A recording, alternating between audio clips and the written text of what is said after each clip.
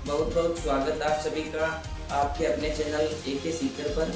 और आज का ये वीडियो मैंने विशेष रूप से बनाया है राजस्थान के सीकर ज़िले के बारे में। वैसे तो आपको बहुत कुछ जानकारी भी है सीकर ज़िले के बारे में, यहाँ के राव राजा कल्याण सिंह जी के बारे में भी आप बहुत कुछ जानते होंगे, लेकिन आज मैं आपको कुछ विशेष जानकारी से अवगत करवाने वाला हूँ मेरे इस वीडियो में। इसलिए आप हमारे चैनल को सब्सक्राइब कीजिए और वीडियो को अंत तक देखिए। सबसे पहले बात करेंगे सीकर की स्थापना को लेकर। सीकर की स्थापना में राव राजा कल्याण सिंह जी का क्या योगदान था। वैसे वे एक ऐसे राजा थे जिनकी दाग आसपास के क्षेत्र समेत वे यूँ कहें तो हम पूरे राजस्थान में ही थी। और आज का ये वीडियो भी उनके सीकर जिले की स्थापना को लेकर उनके अतुल्य योगदान के बारे में है। दोस्तों, वैसे राव राजा कल्याण सिंह जी को हम आधुनिक सीकर का जनक कहें तो मेरे ख्याल से कोई अतिशयोक्ति नहीं होगी, क्योंकि शिक्षा और स्वास्थ्य तथा धर्म और ढांचागत विकास यहाँ का कल्याण सिंह जी को सीकर का जनक बनाता है। और दोस्तों, सीकर को जिला बनाने को लेकर भी राव राजा कल्याण सिंह जी का अतुलनीय योगदान रहा है, क्योंकि जब 1954 में सीकर राजस्थान में शामिल हुआ था तब से ही सरकार की मंशा सीकर को जिला बनाने को लेकर नहीं थी, क्योंकि प्रशासनिक सुविधाओं को लेकर सीकर में भवनों की कमी थी। इसलिए सरकार की मंशा झुंझुनू को जिला बनाकर सीकर को उसमें शामिल करने की थी। और जब इस बात की खबर राव राजा कल्याण सिंह जी को हुई तो उन्होंने तत्कालीन ट्रेवल अस्पताल के भवन को सरकार को कोर्ट और कलेक्ट्रेट के लिए दे दिया था।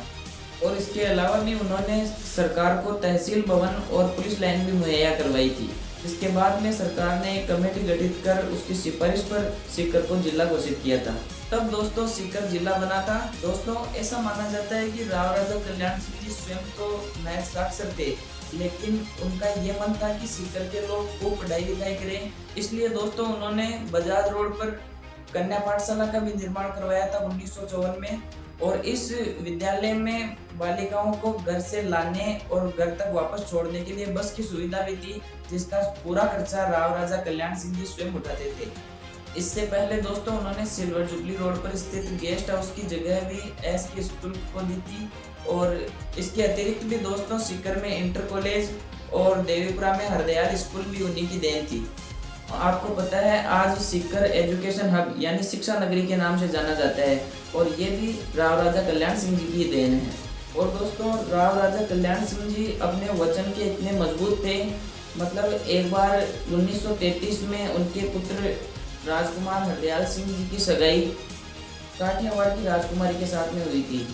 और सगाई के समय ये शर्त रखी गई थी कि राजकुमार विवाह से पहले विदेश नहीं जाएंगे।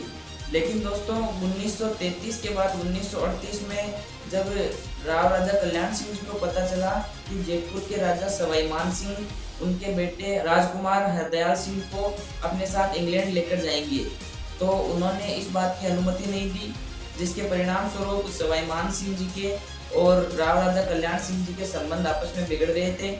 और दोस्तों इसके बाद में जयपुर के राजा सवाई मान सिंह जी ने राव राजा कल्याण सिंह जी को जयपुर भी बुलाया था, लेकिन सवाई मान सिंह जी के बुलाने के बाद भी राव राजा कल्याण सिंह जी ने बहुत बार इस बात को टाल दिया था और वे जयपुर नहीं गए थे।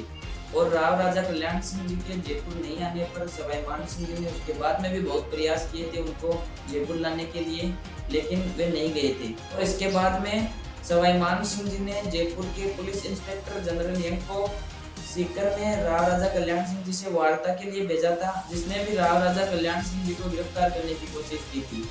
और दोस्तों राव राजा कल्याण सिंह जी अपनी जनता के इतने लोकप्रिय थे कि एक बार जब यहाँ के लोगों ने देखा कि राव राजा कल्याण सिंह जी पर दिन प्रतिदिन अत्याचार बढ़ते ही जा रहे हैं, तो यहाँ के आसपास के 30,000 की संख्या में बड़े जमींदार और राजपूत सीकर एकत्रित हुए थे अपने हथियार लेकर।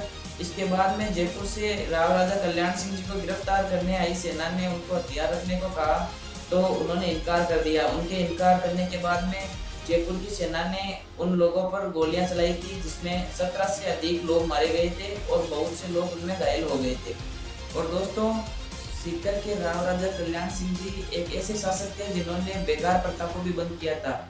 उन्होंने अपने पिता माधव सिंह जी के श्राद्ध पर बेगार प्रथा को बंद किया था और उन्होंने कामगारों को नगद दिहाड़ी देकर बेगार प्रथा का अंत किया था।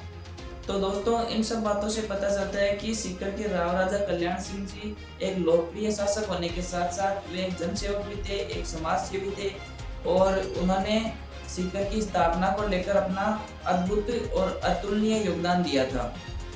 तो दोस्तों सीकर के राव राजा कल्याण सिंह जी 11वें और अंतिम शासक थे और यही उनकी लोकप्रियता का कारण है कि आज सीकर में बहुत से स्मारक, बहुत से भवन आज उन्हीं के नाम से प्रसिद्ध है।